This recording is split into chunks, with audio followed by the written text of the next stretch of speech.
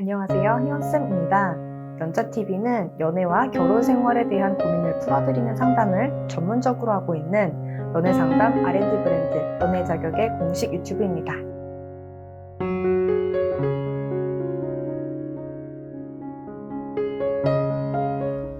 오늘은 나를 궁금하게 만드는 법, 매력 어필에 대해서 알려드리겠습니다.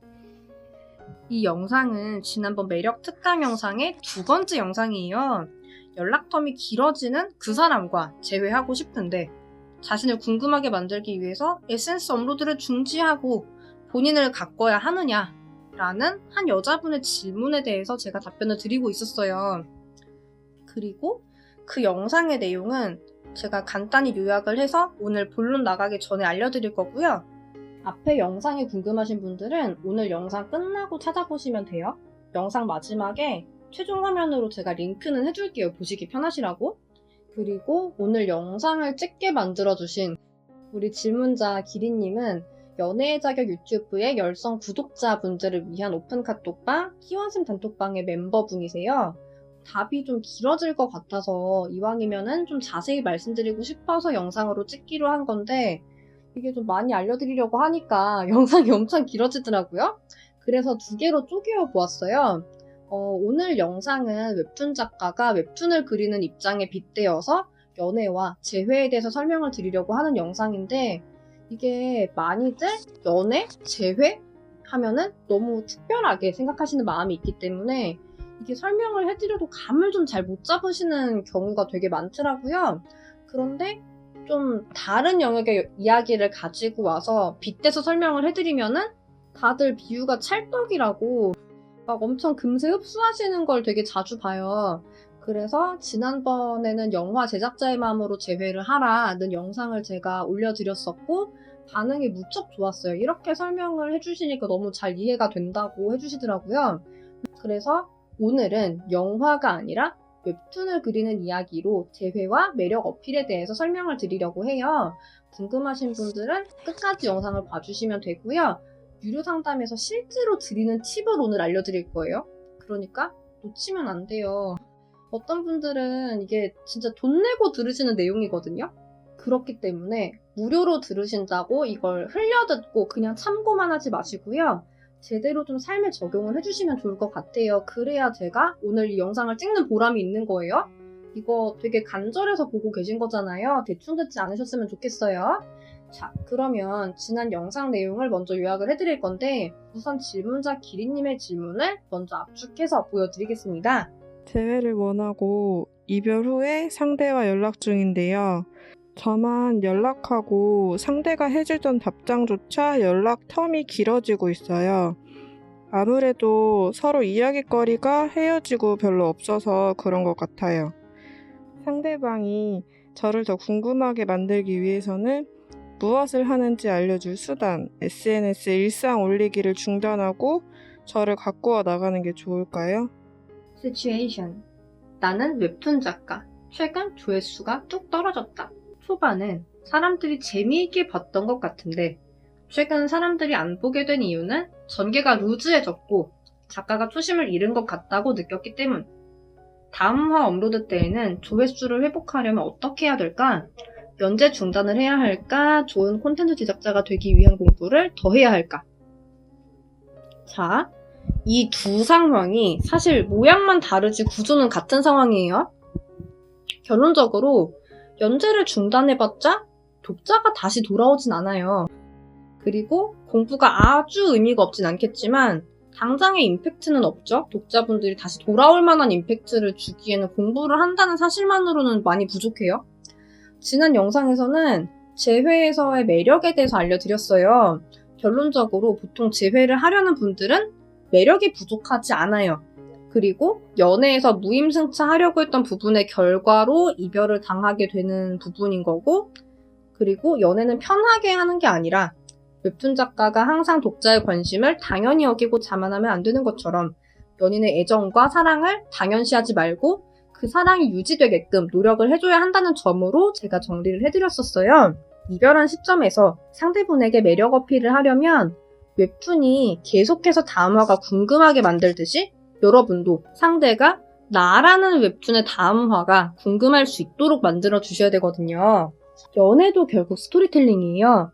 다음 이야기가 궁금해야 돼요. 지금 기리님이 말씀하지 않은 한 가지 문제를 제가 분석을 해드릴게요. 기리님이 밝히지 않은 한 가지 문제는요. 기리님의 삶이 사실 재미가 없다는 거예요. 부정하실 수 있나요? 그 사람은 왜 질문을 안 할까요? 왜 답장 텀이 점점 느려질까? 나와 대화하는 게 재미가 있다면 진짜로? 내가 아무리 전애인이라고 해도 답장 텀이 길 수가 없어요. 궁금해서 정말 못 참겠다고 하면 아무리 내가 전애인이라고 할지라도 상대가 선톡을 할 법도 한데 왜 그러지 않을까요? 제가 누누이 말씀드렸어요. 연애는 서로의 삶을 공유하는 거라고. 그 사람의 삶을 공유하고 내 삶을 그 사람에게 공유를 해주는 건데 그렇게 되면 서로의 삶이 서로에게 영향을 미치게 되거든요. 예를 들어서 우울한 사람을 만나. 그럼 나까지 다운되는 거고 맛집을 다니는 걸 좋아하는 사람을 만나게 되면은 나까지 미식가가 되는 법이에요. 그 사람의 삶을 공유를 받았을 때 내 삶까지 풍요로워지는 느낌을 받을 때가 있어요. 경험해보신 분들도 계실 거예요. 정신이 좀 성숙하거나 좀 수용력이 좋은 사람 혹은 좀 정말 성실하고 똑똑한 사람을 만나게 되면은 그런 느낌이 든다는 분들이 많이 계신 것 같아요. 그리고 또 어떤 사람들은 만나면 몸이 정말 피곤해요. 그런 분들은 좀 지칠 줄 모르고 노시더라고요. 에너지 레벨이 맞는 사람끼리는 그럼 만날 수 있을 것 같아요. 내가 진짜 그 사람의 텐션만큼 줄창 놀 수 있는 사람이 아니라고 하면 좀 그쵸? 그렇게 쉬지 않고 노시는 분들과 만나는 건 좀 감당이 안 될 수가 있어요. 그리고 좀 계속 게으름 피우고 좀 놀 생각만 하시는 분들도 있잖아요. 그런 분들을 만나게 되면은 좀 본인이 원래 가졌던 목표조차도 좀 흐지부지하게 되는 경우도 되게 많이 봤거든요. 이런 것처럼 우리는 서로 연애를 하다 보면 서로의 삶에 영향을 굉장히 크게 미치게 돼요. 자, 당신의 삶을 공유를 받는다는 건 그 사람에게 어떤 느낌일까요? 당신의 일상이 웹툰으로 그려진다면 그 사람은 그걸 매일 들어와서 보고 좋아요를 누르고 댓글을 써줄까?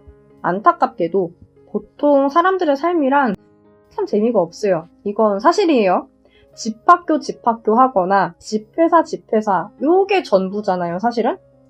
누가 그런 웹툰을 볼까?